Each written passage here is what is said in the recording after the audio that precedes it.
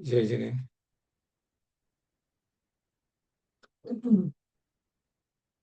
नमो अरिहन्ताणं नमो सिद्धाणं नमो वायरियाणं नमो वज्रायाणं नमो लोये सब साहुणम्। मङ्गलं भगवान् वीरो मङ्गलं गौतमो गणी मङ्गलं कुन्दकुन्दार्यो जैनधर्मोऽस्तु मङ्गलम्। सर्वमङ्गलमाङ्गल्यं सर्वकल्याणकारकं प्रधानं सर्वधर्मानं जैनं जयतु शासनं जैनं जयतु शासनम्। स्याद्वादनय षट्द्रव्य गुण पर्याय और प्रमाण का जड़ कर्म चेतन बंध का अरु कर्म के अवसान का कह कर स्वरूप यथार्थ जग का जो किया उपकार है उसके लिए जिन वाणी माँ को वंदना शत बार है वंदना शत बार है। जय हो द्वादशांग रूप में जिनवाणी माता की जय।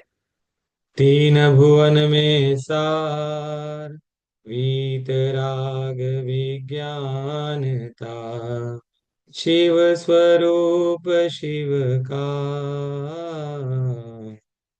नमः त्रियोग समाधि। मांगलिक ग्रंथ श्री छेडाला जी, रचयिता पंडित श्री दौलत राम जी। चर्चा हमारी तीसरी ढाल की चल रही थी। तीसरी ढाल के अंतर्गत तीसरे छंद के माध्यम से सम्यक दर्शन के स्वरूप का एक सामान्य हम रूप देख रहे थे, और वहां पर हमको जरूरी लगा कि सम्यक दर्शन जो है उसके कुछ भेदों को समझा जाए। तो उसमें सबसे पहले वीतराग और सराग, ये दो सम्यक दर्शन की अपन ने चर्चा की। लेकिन मूलतः जो सम्यक दर्शन होता है वो सम्यक दर्शन के तीन मुख्य भेद होते हैं: औपशमिक सम्यक, छायोपशमिक सम्यक और छायिक सम्यक। उनको समझने के लिए हमने सात प्रकृतियों के बारे में बात की थी कि मोहिनी के दो भेद होते हैं: दर्शन मोहिनी और चारित्र मोहिनी। दर्शन मोहिनी के तीन भेद होते हैं: मिथ्यात्व, सम्यक मिथ्यात्व और सम्यक प्रकृति। तथा चारित्र मोहिनी के 25 भेद होते हैं, लेकिन उन 25 भेदों में से हमें सिर्फ चार भेदों पे ध्यान देना था: अनंतानुबंधी क्रोध, अनंतानुबंधी मान, अनंतानुबंधी माया, अनंतानुबंधी लोभ। अब औपशमिक सम्यक जो होता है, उस औपशमिक सम्यक में भी दो होते हैं: प्रथमोपशम, द्वितीयोपशम। प्रथमोपशम सम्यक जो होता है वो होता है अनादि मिथ्या दृष्टि को, या फिर अनादि मिथ्या दृष्टिवत सम्यक दृष्टि। इनको जो सम्यक होता है वो प्रथमोपशम सम्यक होता है। दोनों की प्रक्रिया क्या है? प्रक्रिया ये है कि जो सात प्रकृति बताई, कौन कौन सी? दर्शन मोहिनी की तीन और चारित्र मोहिनी की चार। उन सातों प्रकृतियों का दब जाना, उदय में नहीं आना अंतर्मुहूर्त काल तक, ऐसी जो स्थिति बनती है, उस समय जो सम्यक दर्शन होता है उसका क्या नाम है? औपशमिक सम्यक दर्शन। या जो अनादि मिथ्या दृष्टि को होता है तो उसका नाम है प्रथमोपशम सम्यक। और जो प्रथमोपशम सम्यक हुआ, वापस से मिथ्यात्व में चला गया, मिथ्यात्व से मैं थोड़ी दिन रहा या थोड़ी देर रुका, वापस से सम्यक में आ गया, लेकिन फिर से उपशम किया, तो फिर वो द्वितीयोपशम सम्यक कहलाता है, वो प्रथमोपशम नहीं कहलाता है। क्योंकि अब इसके क्या है, वो सत्ता पाई जाती है, किसकी? सम्यक की और सम्यक मिथ्यात्व की सत्ता पाई जाती है। तो उनमें से किसी एक का उदय आता है और उसके हिसाब से इसको सम्यक दर्शन उत्पन्न होता है। तो ये बात हुई थी औपशमिक सम्यक की।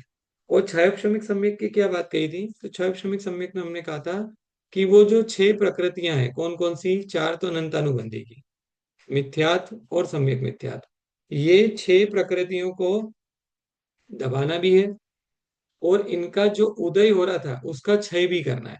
एक ऐसी स्थिति बनानी है। और सिर्फ देशघाती प्रकृति जो सम्यक प्रकृति है उसका क्या करना है? उदय रखना है। ऐसी स्थिति में जो सम्यक होता है, उस सम्यक को अपन ने कहा था क्षयक्षमिक सम्यक, इसलिए उसका नाम क्या है? क्षयोपशम। उसमें क्षय भी है, उसमें उपशम भी है, इसलिए उसका नाम है क्षयोपशमिक सम्यक। उपशम सम्यक के अंदर सिर्फ दबना है, इसलिए उसका नाम है औपशमिक सम्यक। अब जो तीसरा सम्यक अपने को चर्चा करनी है वो है क्षयिक सम्यक, जिसके अंदर उन सातों ही प्रकृति का क्या हो जाना है, नाश हो जाना है, सर्वथा उनका नाश हो जाना है। तो एक बार फिर से उसको देखते हैं अपन। कल चर्चा इसकी प्रारंभ की थी, लेकिन एक बार इसको फिर से देख लेते हैं। क्षयिक सम्यक। दर्शन मोहिनी कर्म के सर्वथा क्षय हो जाने पर जो निर्मल श्रद्धान होता है उसे क्षयिक सम्यक कहते हैं।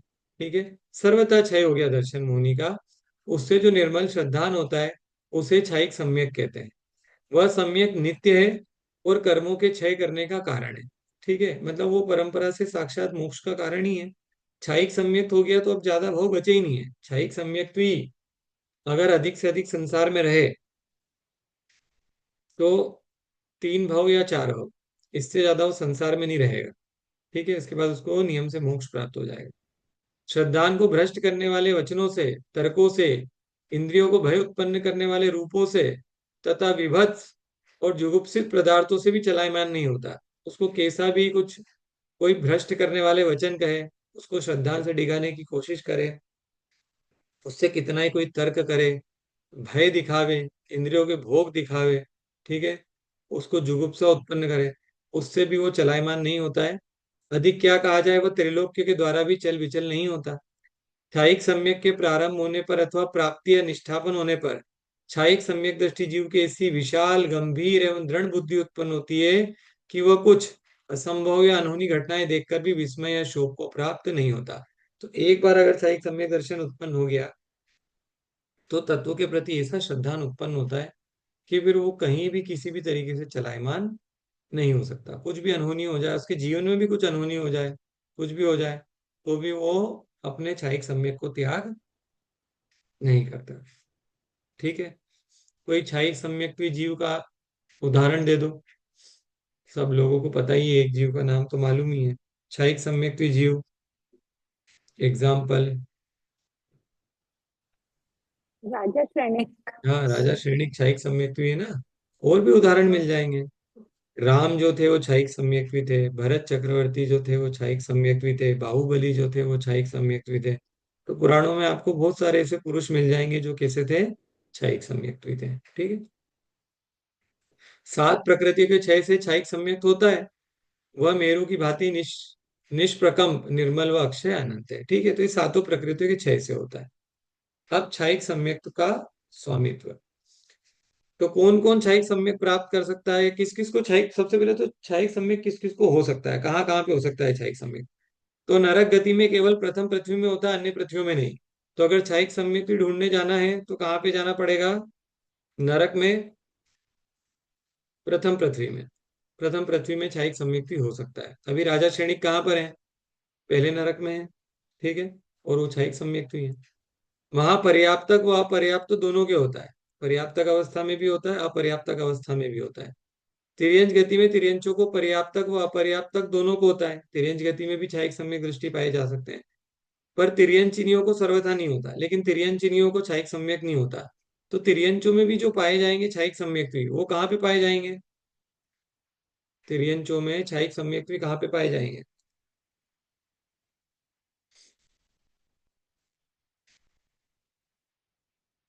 कहाँ मिलेंगे तिर्यंच गति के क्षयिक सम्यक जीव, कहाँ मिलेंगे अपने को। कर्म भूमि।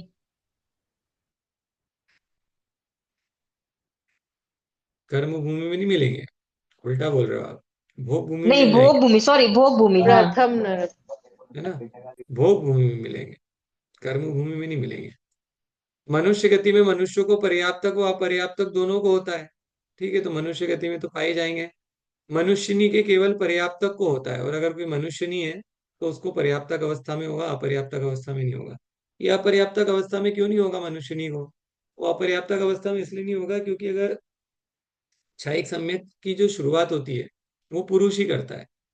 ठीक है, वो कौन करता है, पुरुष करता है। और फिर अगर वो मरण करके किसी और गति में भी जा रहा है क्षयिक सम्यक पे,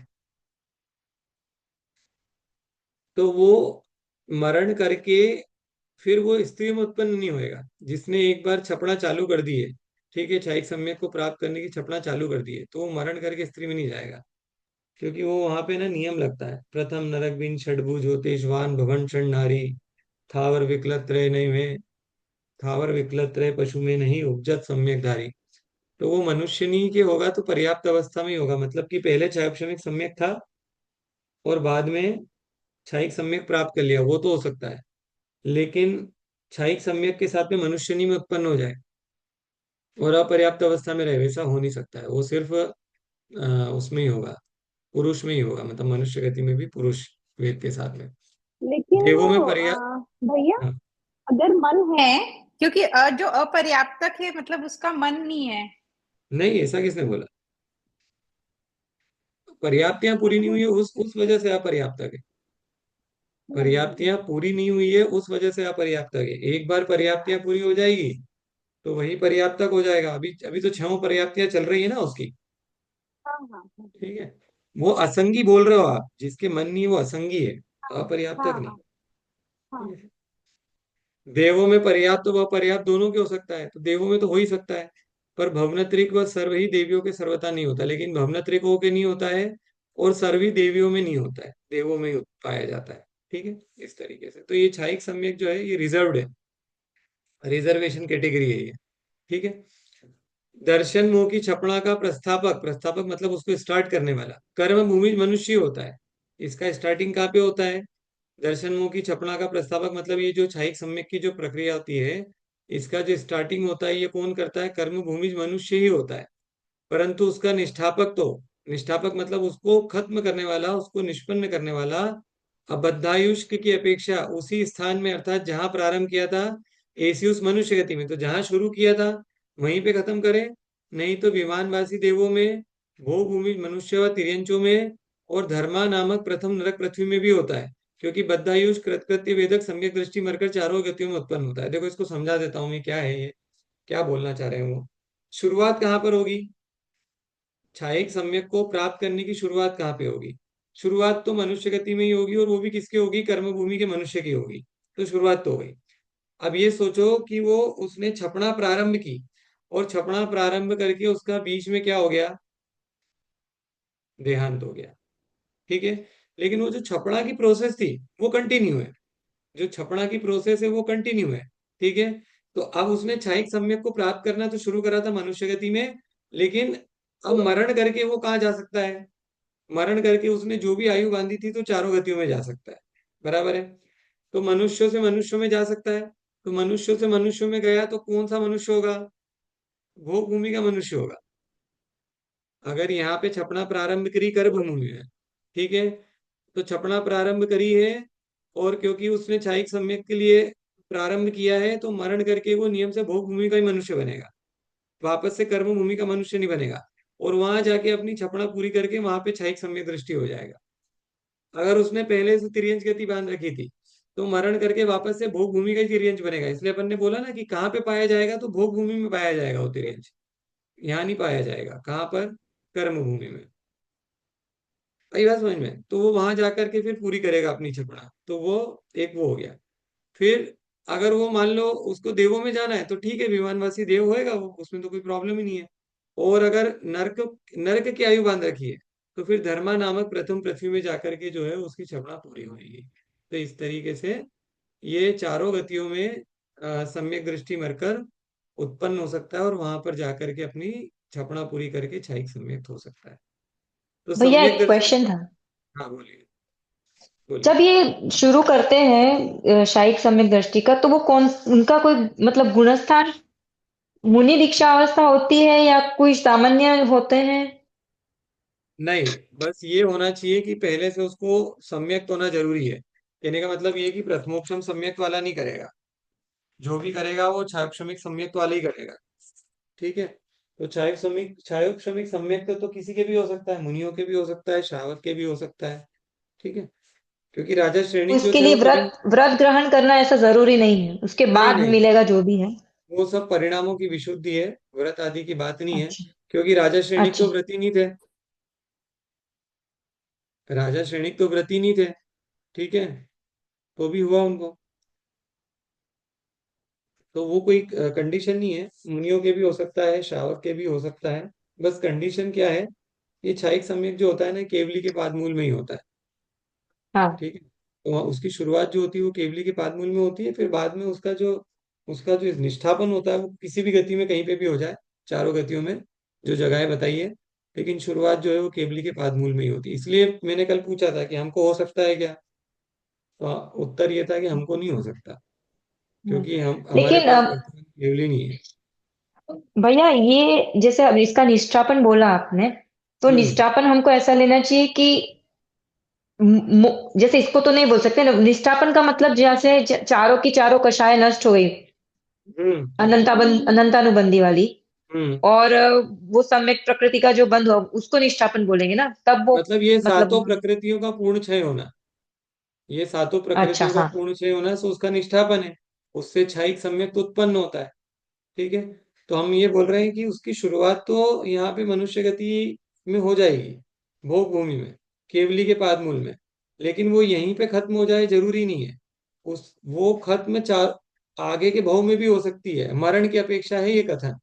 ठीक है, ये मरण की अपेक्षा मतलब वो प्रोसेस इतना लंबा चलता है, इतने अंतर्मुहूर्त का होता है कि उस बीच में मरण का भी अवकाश मिल जाए जीव को, और मरण हाँ, ठीक। करके वो अगले भाव में भी चला जाए और वहां पर भी छपड़ा की प्रोसेस चलती रहे।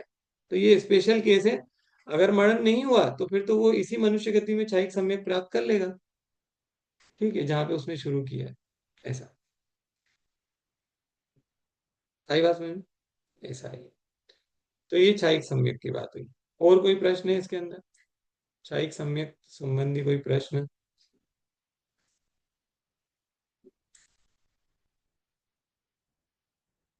नहीं है। ठीक है, तो अपन वापस से अपने विषय में लौट आते हैं और चलते हैं तीसरी ढाल पर। तीसरी ढाल में आज हमको जीव द्रव्य के भेद देखना है ना, जीव तत्व के क्या भेद है, जीव के भेद।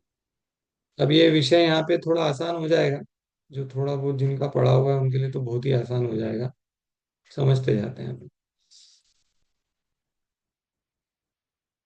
ठीक है, जीव के भेद, बहिरात्मा और उत्तम अंतरात्मा का लक्षण। बहिरातम अंतर आतम परमात्म जीव त्रिधा है। देह जीव को एक गिने, बहिरातम तत्व मुधा है। उत्तम मध्यम जगन त्रिविध के, अंतर आत्म ज्ञानी। विविध संग बिन शुद्ध उपयोगी, मुनि उत्तम निज ध्यानी। अब जीव कितने प्रकार के बताए, बहिरात्मा, अंतरात्मा और परमात्मा, जीव त्रिधा है। ठीक है, इस प्रकार से जीव तीन प्रकार के कहे गए हैं। देह जीव को एक गिने, बहिरातम तत्व मुधा है। जो देह को और जीव को एक गिनता है, एक मानता है, सो क्या है, बहिरातम तत्व मुधा है, वो कैसा है, बहिरात्मा है। उत्तम मध्यम जगन त्रिविध के अंतरात्म ज्ञानी, और जो अंतरात्मा होते हैं उनके तीन भेद हैं, उत्तम अंतरात्मा, मध्यम अंतरात्मा, जगन्य अंतरात्मा। ठीक है, और द्विविध संग बिन शुद्ध उपयोगी, मुनि उत्तम निज ध्यानी, और उसमें से जो चतुर्विध संग के साथ में, ठीक है, या द्विविध संग बिन, द्विविध संग का मतलब यहाँ पे दो प्रकार के संग मतलब परिग्रह रहित। ठीक है, अपने चतुर्विध संघ के साथ, लेकिन द्विविध संघ में, संघ के साथ तो रहेंगे लेकिन द्विविध संघ भी मतलब दो प्रकार के परिग्रह रहित, कौन कौन से, अंतरंग और बहिरंग परिग्रह रहित शुद्ध उपयोगी जो मुनि होते हैं, वो उत्तम अंतरात्मा होते हैं। ठीक है, अब देखो इसको थोड़ा सा समझा देता हूँ। पहले पहले अपन एक इसका चार्ट समझ लेते हैं, भेद समझ लेते हैं, उसके बाद फिर एक एक करके इसको डिस्कस करते हैं। क्या करना, जीव लिखना, जीव के नीचे तीन भेद करना। कौन कौन से तीन भेद करना, बहिरात्मा, अंतरात्मा, परमात्मा। हो गए तीन भेद, जीव के तीन भेद हो गए। अब बहिरात्मा तो बहिरात्मा है, तो उसको तो अभी अपन एक तरफ कर दो। अब जो अंतरात्मा वाला भेद किया था, इसके भी तीन भेद करना। कौन कौन से तीन भेद करना, उत्तम अंतरात्मा, मध्यम अंतरात्मा, जघन्य अंतरात्मा। बराबर है। ये अंतरात्मा के तीन भेद हो गए। और जो परमात्मा है उसके भी दो भेद कर लेना, एक सकल परमात्मा, एक निकल परमात्मा। आगे बात समझ में? कितने भेद हो गए टोटल सब मिला करके?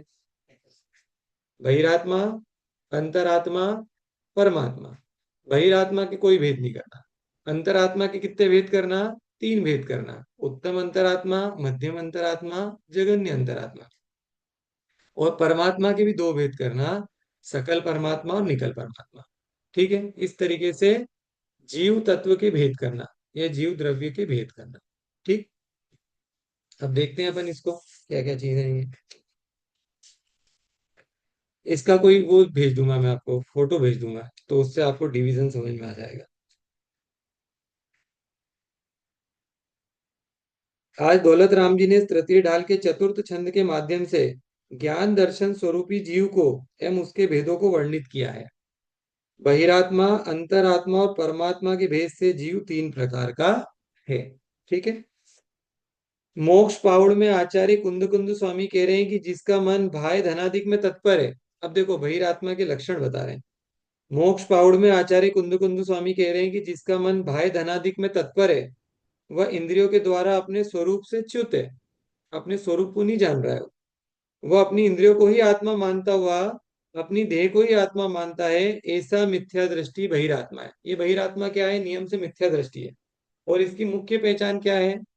देह जीव को एक गिने बहिरात्म तत्व मुदा है। वो क्या है? देह को और जीव को क्या कर रहा है? एक जान रहा है। अपने शरीर को और अपनी आत्मा को क्या मान रहा है?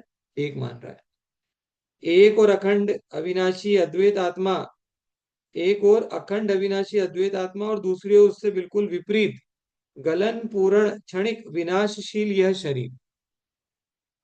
अनादिकाल से अनंत शरीरों को धारण किया, हर बार चोला बदलता रहा, परंतु फिर भी यह बहिरात्मा दृष्टि शरीर और आत्मा को एक गिन रहा है। तो कह रहे हैं, कितने भव निकल गए इसके। ठीक है, कितने भव बीत चुके हैं संकल्प विकल्पों में, लेकिन फिर भी इसके संकल्प विकल्प खत्म ही नहीं हो रहे हैं। और ये अभी भी अपने शरीर को ही अपना सब कुछ मान के बैठा हुआ है। इसको लगता है ये शरीर है तो मैं हूं, और ये शरीर नहीं है तो मैं नहीं हूं। अपन ने जब जीव तत्व संबंधी भूल देखी थी, तो ये तो मूल में भूल थी। अपने आप को शरीर मान के शरीर आश्रित क्रियाओं से अपना जीना और मरना जानना, तो ये बहिरात्मा का क्या है? लक्षण है। ठीक है। रोज मुक्ति धाम जाकर जीवन का नहीं त्रिलोक का सत्य देखते हो कि आत्मा पुराना चोला छोड़कर चली गई। यह मृत शरीर यहाँ पड़ा हुआ है। आत्मा के सद्भाव में वह देख रहा था, बोल रहा था, खा रहा था, हंस रहा था, परंतु आत्मा के भाव में यह न बोलता है, न देखता है, न खाता है, न पीता है, न हंसता है। अतः सिद्ध हो गया कि आत्मा भिन्न है, शरीर भिन्न है। फिर भी मिथ्यात्व का भूत अनादि से ऐसा चढ़ा है कि ये शरीर आदि समस्त पर द्रव्यों को अपना मानता है। ठीक है। मरण होता हुआ देखता है लोगों का। ठीक है। जाता भी है, डेड बॉडी लेकर के जाता है कि नहीं जाता है? पुरुष लोग जाते हैं ना डेड बॉडी लेकर के, उसका दाग लगाने के लिए जाते हैं। तो वहां दाग लगाता है, तो ये शरीर का दाग लगा करके आता है।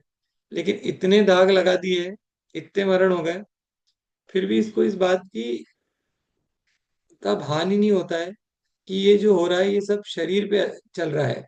उसकी आत्मा तो उसको छोड़ करके कब की चली गई। ये सारी क्रियाएं शरीर आश्रित है। ठीक है।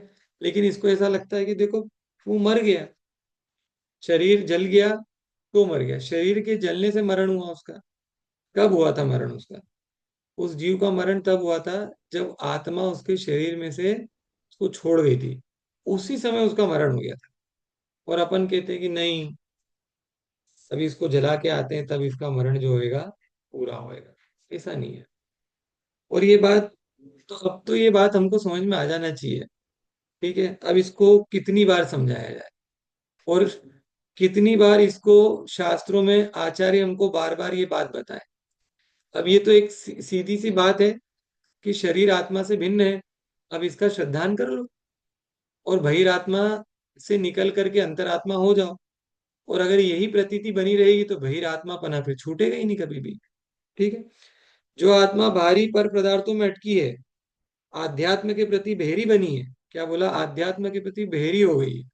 उसको आध्यात्म की बातें समझ ही नहीं आती, सुनना ही नहीं चाहता वो बहिरात्मा है। बहिरात्मा का विशेष लक्षण है कि वह संत समागम नहीं करता। उसको अच्छा नहीं लगता संतों का समागम। यदि निर्ग्रंथ साधु सामने दिख भी जाते तो मुंह फेर लेता है। ये देखो अभी कुछ ना कुछ ज्ञान देके चले जाएंगे, तो वो अलग ही निकल जाता है कि ये भी कुछ ना कुछ हमको बता देंगे ऐसा वैसा। गुरु की निंदा, आलोचना करेगा। भौतिकता की ओर भागने वाला, पंचेंद्रिय की विषयों की ओर दौड़ने वाला, हर समय उनकी मांग पूरी करने वाला। किनकी? पंचेंद्रिय के विषयों की। उसी की उधेड़ बुन में लगने वाला, देह का पोषण करने वाला, बहिरात्मा मिथ्या दृष्टि है। जो धार्मिक अनुष्ठानों में विघ्न डाल दे, परमात्मा की भक्ति न करने दे, निर्ग्रंथ दीक्षा लेने में विघ्न डालने वाला बहिरात्मा है। तो ये जो बहिरात्मा है ना, ये तो बहुत खतरनाक बहिरात्मा के लक्षण दे दिए। ठीक है। इतना सब कुछ खतरनाक न होते हुए भी बहिरात्मा हो सकता है। ठीक है, ये तो बहुत उन्होंने ऐसा ऊपर ऊपर का बता दिया कि बिल्कुल पापी, जिसको अपन बोलते हैं संसार के अंदर के महादुष्ट पापी जीव। ठीक है, ऐसा महादुष्ट पापी जीव ना होते हुए बहिरात्मा हो सकता है। क्यों हो सकता है? क्योंकि अंतरंग में अगर ये बैठा हुआ है कि मेरे शरीर से ही मैं सब कुछ हूँ, भले ही बाहर में धर्म करता हुआ दिखाई देता हो, ठीक है, मंदिर जाता हुआ दिखाई देता हो, खूब माला चालीसा खूब पाठ पढ़ता हो दिखाई देता हो, सब कुछ करता हो, लेकिन अंतरंग में अगर ये मान्यता बैठी हुई है कि मैं तो शरीर के ही आश्रित हूँ और ये जीव वगैरह कुछ नहीं होता है, तो फिर वो बहिरात्मा ही है, सब कुछ कार्य करता हुआ भी। ठीक है। मिथ्यात्व रागादि, राग द्वेष आदि कषायों से मलिन आत्मा की अवस्था ही बहिरात्मा है। मतलब जो मिथ्यात्व से मलिन है, राग द्वेष से मलिन है, कषायों से मलिन है, ऐसी जो आत्मा है सो बहिरात्मा है। ठीक है। जो देह आदि पर पदार्थ कहे गए हैं, उन पदार्थों को ही जो आत्मा समझता है, उसे जिनेन्द्र भगवान ने बहिरात्मा कहा है। वह जीव संसार में पुनः पुनः भ्रमण करता है। बहिरात्मा का तो काम ही यही है। बहिरात्मा के पास तो सर्टिफिकेट है, लाइसेंस है उसके पास तो संसार में घूमने का। ठीक है। प्रथम मिथ्यात्व गुणस्थान में जीव उत्कृष्ट बहिरात्मा है। प्रथम मिथ्यात्व गुणस्थान वाला जो जीव है वो उत्कृष्ट बहिरात्मा है। ठीक है। हालांकि बहिरात्मा के कोई भेद नहीं करे, ये सामान्य रूप से कथन करा है, इसमें नहीं किए हैं, छैडाला में नहीं किए हैं, लेकिन यहाँ पे प्रवचन में उन्होंने बोला है कि जो प्रथम गुणस्थान वाला है उसको उत्कृष्ट बहिरात्मा बोल दिया, क्योंकि वो तो मिथ्यात्व ही पड़ा है। दूसरे साधन गुणस्थान में स्थित मध्यम बहिरात्मा है। क्यों?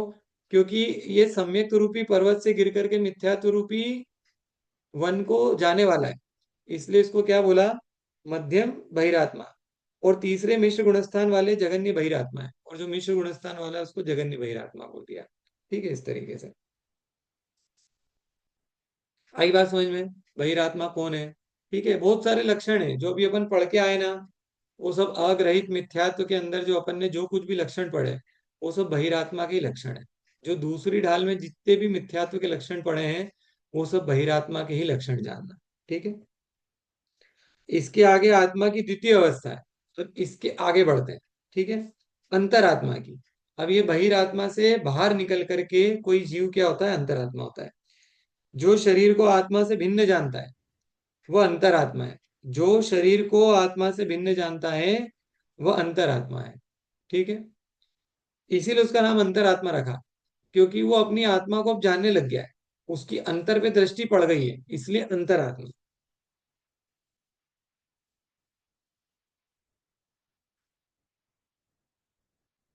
अथवा ऐसा भी हो सकता है ना कि कोई जीव, वेरी सिली क्वेश्चन है, थोड़े कभी बहिरात्मा होता है कभी अंतरात्मा होता है, ऐसा हो हो सकता सकता है है। ना, हो सकता है। अगर उसके गुणस्थान गिर रहे हैं, मान लो कि वो मिथ्यात्व गुणस्थान में था, सम्यक प्राप्त करके वो चतुर्थ गुणस्थान में आया, चतुर्थ गुणस्थान में रहा कुछ अंतर मुहूर्त काल तक, गिर करके वापस से मिथ्यात्व में चला गया, वो फिर से बहिरात्मा वाली जितनी भी प्रक्रिया थी वो उसने चालू कर दी, तो वो हो सकता है। वो मिश्र हो वाला, सकता है। लेकिन वो तो बहुत मिश्र, कम देर होता है ना नहीं मिश्र मिश्र, गुणस्थान। नहीं मिश्र में भी जा सकता है, मिथ्यात्व में भी तो जा सकता है, चौथे से पहले गुणस्थान में भी तो जा सकता है ना, चौथे गुणस्थान से गिर करके सीधे पहले गुणस्थान में भी जा सकता है, तो वापस से बहिरात्मा हो गया वो।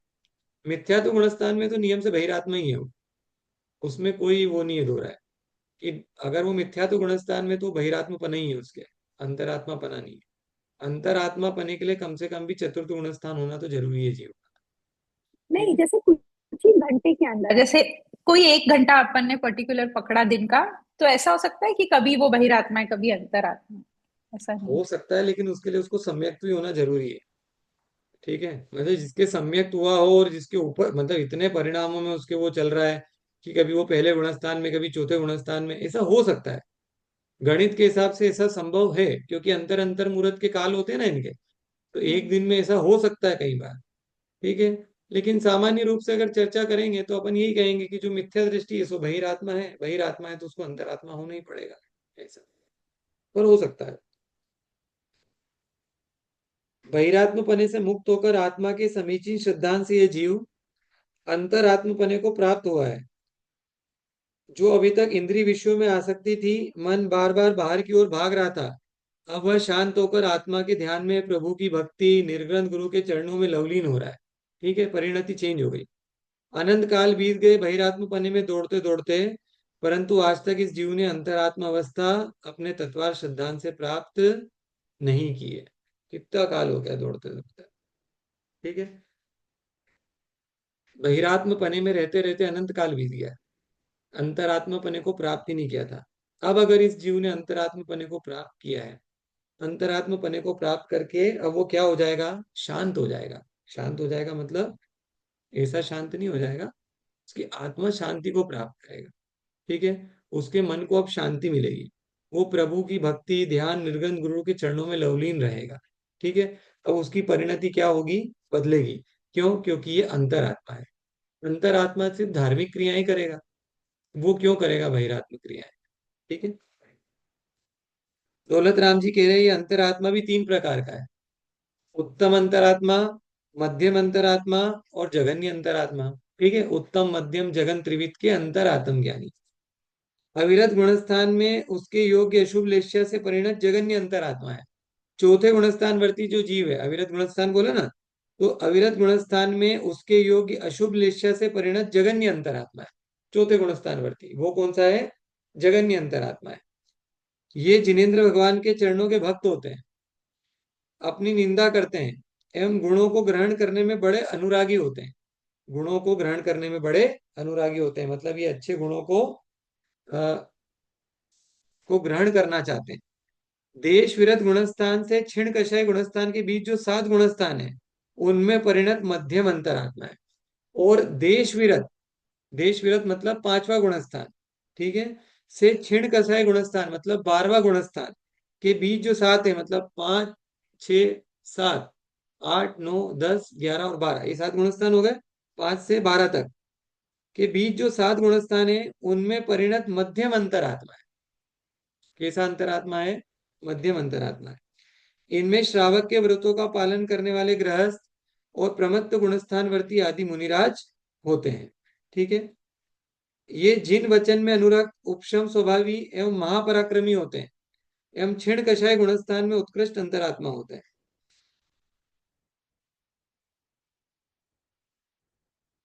नहीं, क्या हुआ ये, क्षीण कषाय कुछ गलत लिखा है। क्षीण कषाय गुणस्थान में उत्कृष्ट अंतरात्मा होते हैं। देखो फिर से करते हैं। मिथ्यात्व गुणस्थान वाला बहिरात्मा, उसको बोला उत्कृष्ट बहिरात्मा। दूसरे गुणस्थान वाले को बोला बहिरात्मा, उसको मध्यम बहिरात्मा। और तीसरे गुणस्थान वाले को बोला बहिरात्मा, वो जगन्य बहिरात्मा। तो ये बहिरात्मा के 3 गुणस्थान हो गए। अब चौथे गुणस्थान वाला जो जीव है वो अंतरात्मा है। ठीक है। तो जो चौथे गुणस्थान वाला अंतरात्मा है उसको बोला जगन्य अंतरात्मा। अब पांचवा, अब इसको गिनो, देखो पांचवा छठा सातवां तीसरे आठवां तीसरे नवा दसवां गुणस्थान वाला 11वां। तो उत्तम होगा ना? नहीं नहीं नहीं तीसरे नहीं, वाला ठीक है, तो वो हो उत्तम गया ना, होगा। अभी देखो क्लियर हो गया। चौथे गुणस्थान वाले को लो जगन्य अंतरात्मा।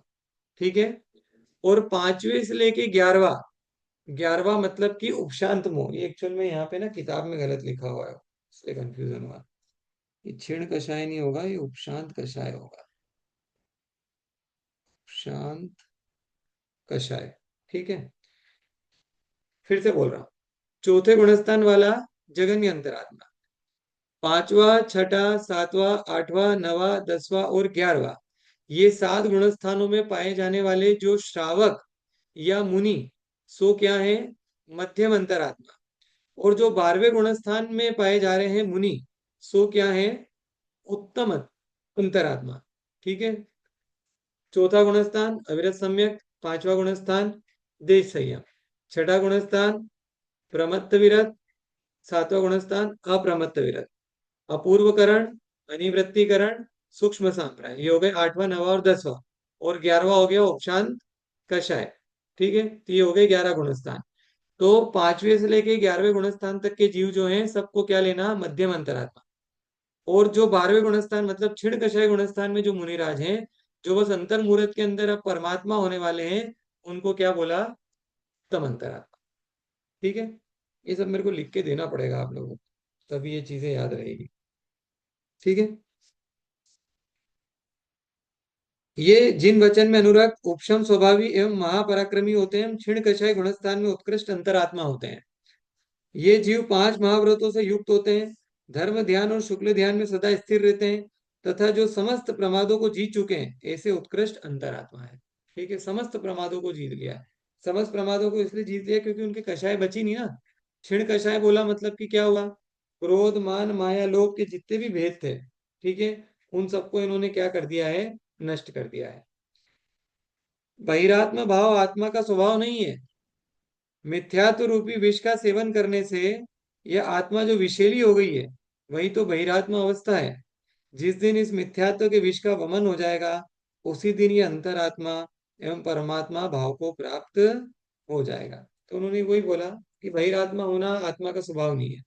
हमारी आत्मा का स्वभाव कैसा है, हमारी आत्मा का स्वभाव कैसा है, बहिरात्मा होना, अंतरात्मा होना या परमात्मा होना, स्वभाव क्या है हमारी आत्मा का, क्या है। स्वभाव तो अंतरात्मा होना है। स्वभाव अंतरात्मा नहीं है, स्वभाव तो परमात्मा है। ठीक है, स्वभाव तो हाँ, केवल ज्ञान स्वभाव रूप तो है। परमात्मा। मुनि होना, श्रावक के व्रत धारण करना, ये सब हमारी आत्मा का स्वभाव नहीं है। हमारी आत्मा का स्वभाव तो परमात्मा होना है। लेकिन बहिरात्मा से परमात्मा बनने के बीच में जो सीढ़ियां आती हैं, वो सब सीढ़ियां किसकी आती हैं, वो अंतरात्मा की सीढ़ियां आती हैं। ठीक है, इसलिए अंतरात्मा को हमको पहले प्राप्त करना पड़ेगा। और अंतरात्मा को ध्याते ध्याते, या अंतरात्मा में रमते रमते, एक दिन परमात्मा भाव को भी ये जीव क्या कर लेता है, प्राप्त कर लेता है। ठीक है। समय हो गया अपना, मैं ये सब आपको लिख करके टाइप करके दे दूंगा। तो मुख्यतः भी इस छंद में अपन ने क्या जाना, कि आत्मा के 3 भेद करे, बहिरात्मा, अंतरात्मा और परमात्मा। उसमें जो देह और जीव को एक गिने, सो बहिरात्मा है। उस बहिरात्मा के भी 3 गुणस्थानों की अपेक्षा वैसे अपन ने 3 भेद कर लिए, जगन्य, मध्यम और उत्कृष्ट। फिर जो उत्तम मध्यम जगन त्रिविध, मतलब ये उत्तम मध्यम और जगन के भेद से अंतरात्मा के 3 भेद करे। उसमें से चौथे गुणस्थान वर्ती जो आत्मा है उसको बोला जगन्य अंतरात्मा। 5वें से 11वें गुणस्थान वर्ती जो आत्मा है उसको बोला मध्यम अंतरात्मा। 12वें गुणस्थान वर्ती जो आत्मा है उसको क्या बोला, उत्कृष्ट अंतरात्मा। ठीक है। और ये अंतरात्मा कैसे होते हैं, द्विविध संग बिन शुद्ध उपयोगी मुनि उत्तम निज ध्यानी। मतलब ये दोनों प्रकार के अंतरंग और बहिरंग परिग्रह से रहित जो मुनिराज होते हैं, वो क्या होते हैं, उत्तम अंतरात्मा होते हैं। ऐसी इसकी छंद की बात हुई। आगे इसी को भी कंटिन्यू करते हैं, इसमें और मध्यम वगैरह और सकल निकल परमात्मा की चर्चा करते हैं इसके आगे। ठीक है, जिनवाणी स्तुति कर लेते हैं। जा वाणी के ज्ञान ते सूझे लोकालो, सो वाणी मस्तक नवो सदा दे मूढ़ो। हे जिनवाणी भारती तो है जपो दिन रैन, जो तेरी शरणा गए सो पावे सुख चैन।